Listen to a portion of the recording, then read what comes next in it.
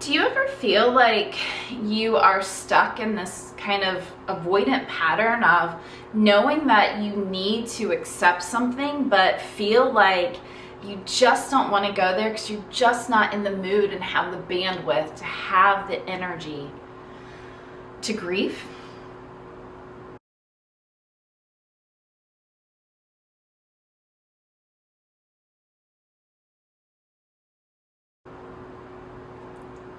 I am Jennifer Evans with Empowering Wellness Counseling Solutions, and I am here to tell you that grief is not about sorrow and despair. It's actually a journey of acceptance.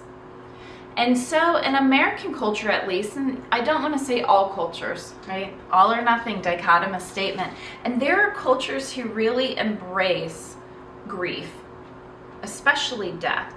And as we talked about, and you can go back to the video, that grief is more than, I have a whole chapter on this, I really like this topic.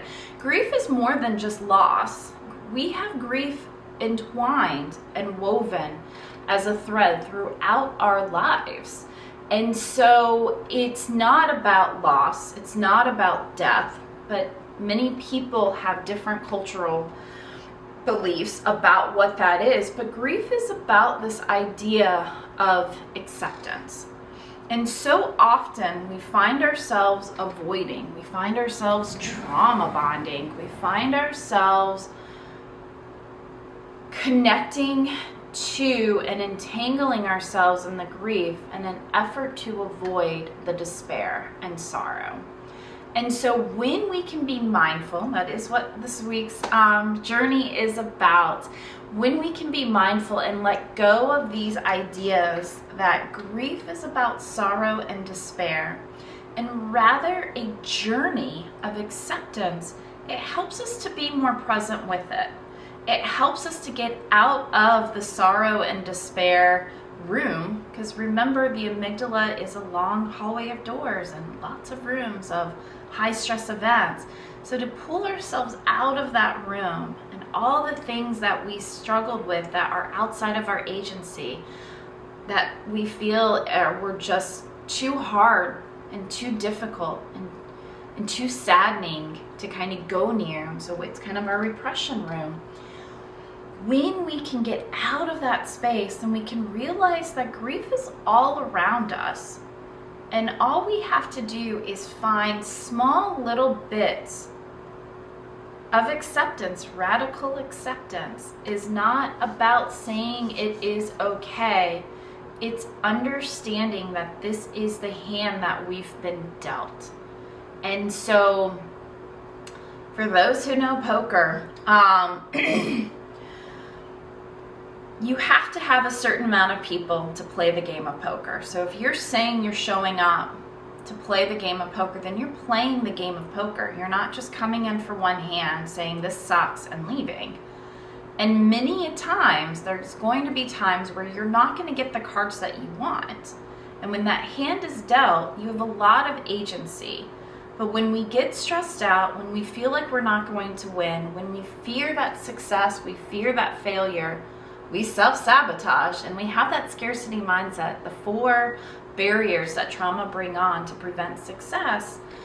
What we find is that, we will just kind of fold our cards, we'll go and get, go to the bathroom, maybe go watch TV while they play the hand.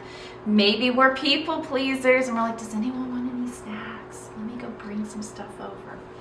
And what we're doing is we're missing a huge opportunity to be able to be present in the game, because that game is still going on. Just because you're not playing the hand and you chose to fold the hand doesn't mean that there's important things to go and say. Poker is not about the cards that are dealt. It's about how you play your hand. And so if you choose to fold, then you're missing a lot of valuable information. Well, I say you can choose to fold. If you go and leave that table, you're missing a lot of valuable information that can help you win the game. Because it's not about having the best cards, it's about playing the best cards. And so you have chances to watch other people's tells, You have chances to see what motivates other people. You have chances to see how people are kind of acting and reacting and how they're playing the game. You know, you get to see all of that. When you sit still, are mindful, accepting that you didn't have the hand, but you have a big opportunity to still play the game and stay present with it. And it'll get you so much further in that next hand. And you're not going to feel as defeated. You're going to feel like you have a lot more capacity. Because, you know, this one scratches, you know, the side of their head when they have not a very good card and they're kind of pushing themselves to trust themselves to keep playing. And, you know, this one over here is leaning back because he does have a really good hand and he doesn't want to get too excited. So a lot of gender bias there. I'm so sorry about that. I'm sorry for using so many male pronouns. Women are just as good, if not better, at poker because they can see those emotional nuances, honestly. And so I talked to you about grief being an acceptance journey. And I give you this example because it emulates all of what acceptance is. It's finding and accepting the smallest bit of capacity, and that small bit of capacity will build to being able to accept another bit of capacity and another bit of capacity. If we go straight to the end and say, I accept that I'm going to either win or lose this game, there's too much emotional turmoil, it's too much stress. We can't accept the very end. So we have to accept every piece and every nugget on the journey towards that. And as we do that, it becomes so much less painful. There's not as much sorrow there. There's some hope and value and gratitude that starts to come out as you realize that you're building yourself up through the choices that you've made, because grief is about choosing one job over the other, choosing one school over the other, choosing one house over the other. There's this implicit grief that happens. And then when life really is chaotic, that's the first thing that we are accepting, and radical acceptance is life is chaotic, it's unpredictable. And that means that really horrific and tragic and sorrowful things will happen. But it also means that these very beautiful and miraculous and serendipitous moments happen as well. And when we can accept that as a whole, then we're one step closer to accepting these specifics that can be incredibly despairing and saddening. Depression is an anger. Anger is also, those are two stages of grief. That they are there and that we're supposed to run through them. But the ultimate goal is acceptance. I do have a whole chapter in my Part 2 Emotional Regulation book of key steps to live a happier and healthier life. So go in the video description and definitely take a look if this is something that interests you. And we're looking at grief beyond loss. This is not like, about major losses in life.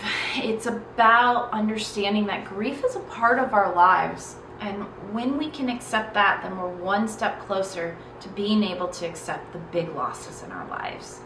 If you like this, please thumbs up it and share it with others and allow others to see a new perspective, because the thing about having this idea that grief is sorrow and despair is we don't want other people to have it. So oftentimes we are emotionally blocked and unavailable to be able to be present for others who are grieving. And that's where my empathy algorithm that we're going to see in 9 weeks, we are going to look at the empathy algorithm will be unveiled. It is a part of the new series. It's a part of the new groups.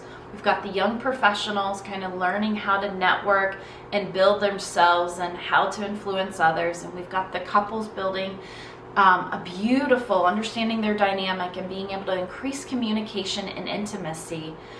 All is happening, and if you want in, just message me. Put I'm interested in the chat. I would love to reach out to you and tell you how you can be on this journey with me.